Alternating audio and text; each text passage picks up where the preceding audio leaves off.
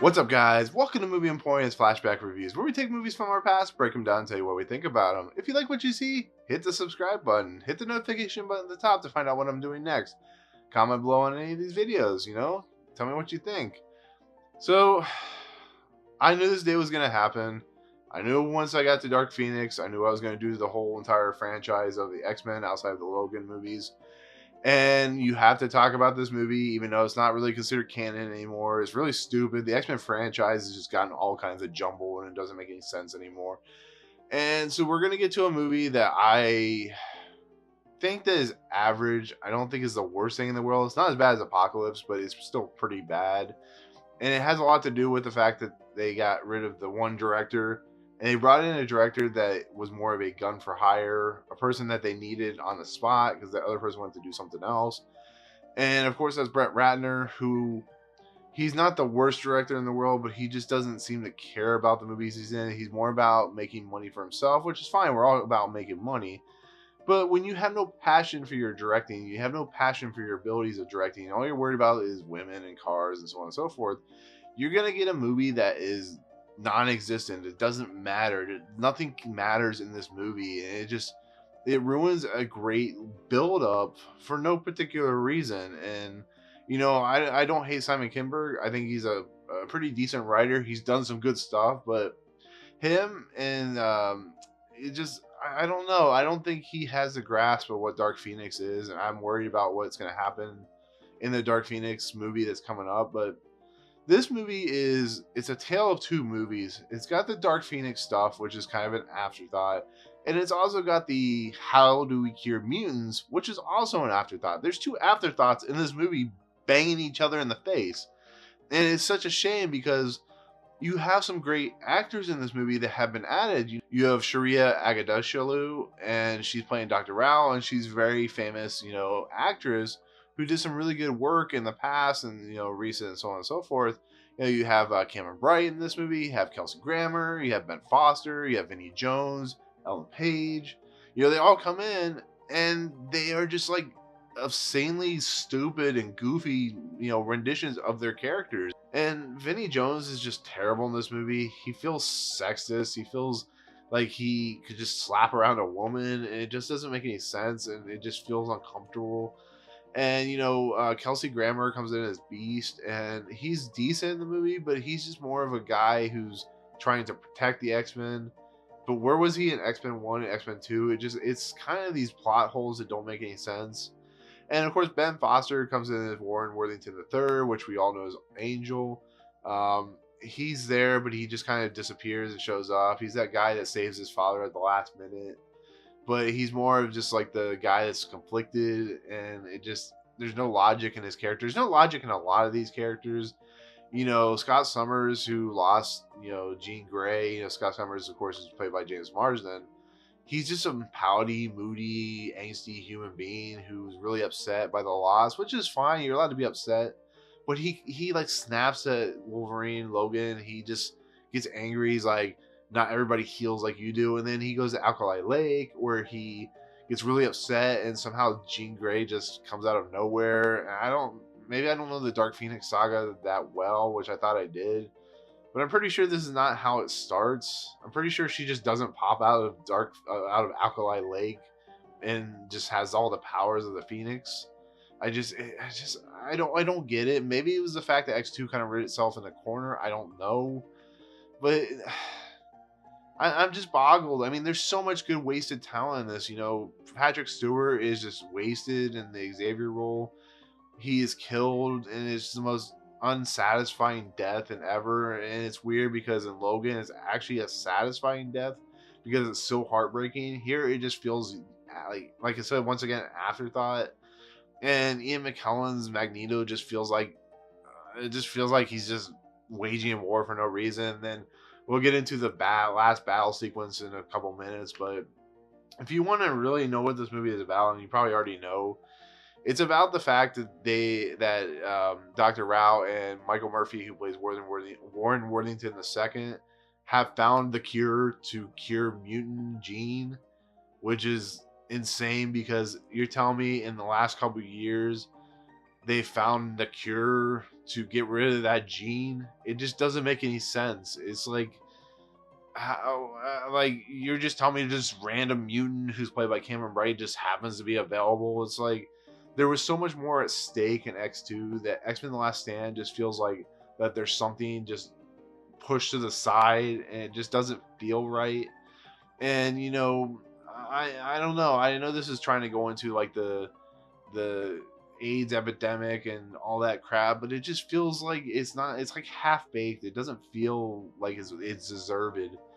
And when they're fighting at the end, nothing feels deserved, and it's mind boggling how bad it really gets. But it just I feel that this movie just kind of breaks the mind of what the problem with superhero movies can be sometimes, where if they're not taken seriously, like some of the movies like Fantastic Four were and so on and so forth, it just becomes like a mess. It becomes a thing where people who invest time in these movies, who work on these movies, they feel cheated. They feel not like they have some stake in what their characters are doing. And like I said, I love Hugh Jackman as Wolverine, but he just feels like he's just there, and it just feels boring. And then Anna Paquin, who plays Rogue, and Shawn Ashmore, who plays Bobby Drake, and then like I said, Ellen Page comes back as Kitty Pryde, or she didn't come back, but she comes in this movie as Kitty Pryde. There's a love triangle there, and then Anna Paquin's like really angry, and she wants to get cured from the mutant gene, which Storm, played by Halle Berry, who gets a much more bigger role in this because she wanted a bigger role. She would not do this movie without doing the bigger role. She's like, why do you need to change yourself? Why do we are who we are, and they have to accept it?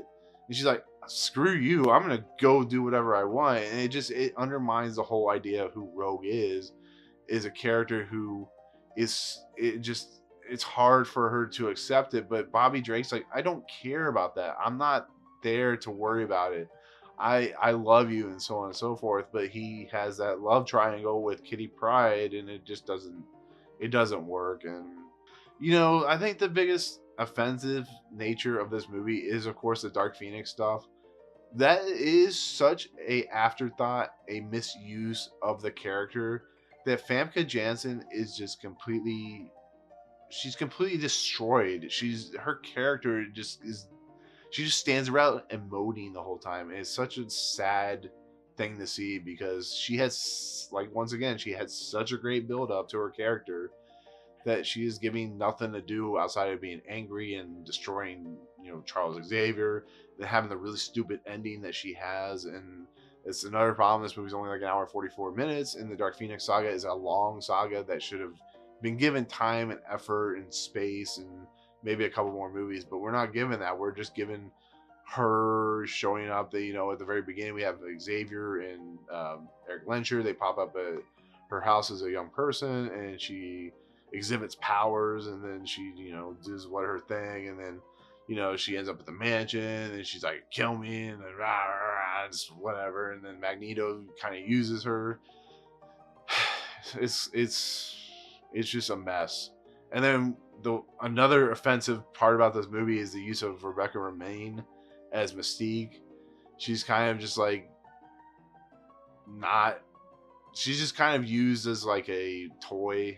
She's not fun to watch.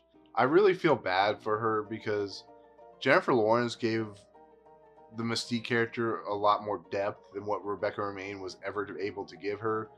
And that's a part of the fault of the director, especially Brent Ratner, because he uses her more of a sexual object than a character of any worth.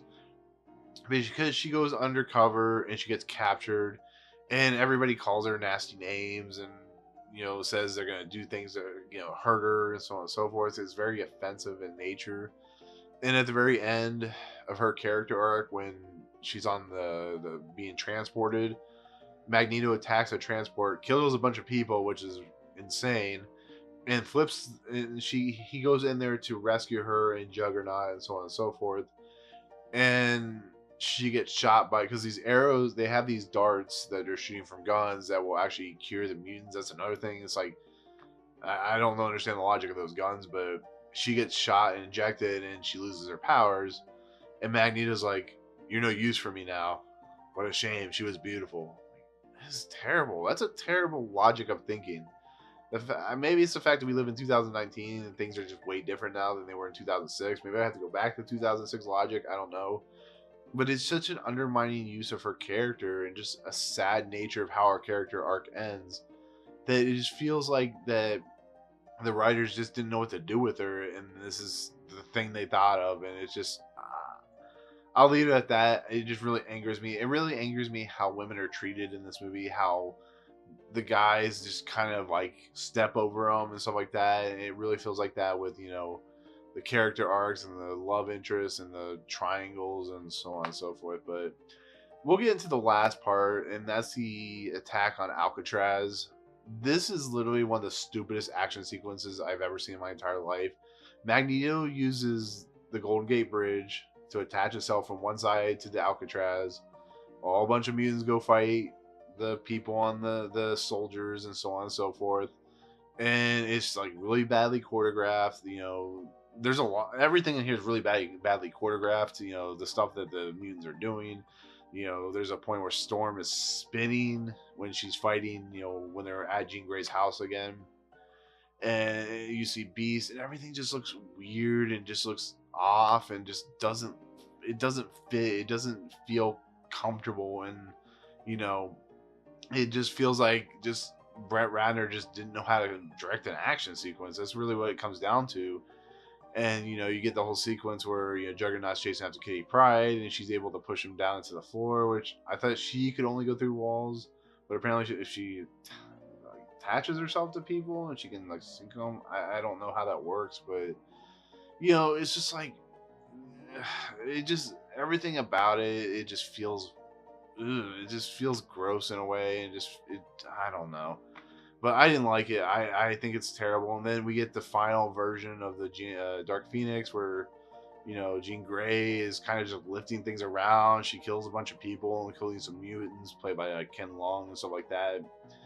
And, you know, Wolverine tries to sacrifice himself and stabs her and kills her. And we get to the very end where all of a sudden everything's in harmony, more in the loss of the three characters that shouldn't have really been killed off because it doesn't make any sense. You don't really feel anything for their deaths, which you should, because you've been following these characters since 2000.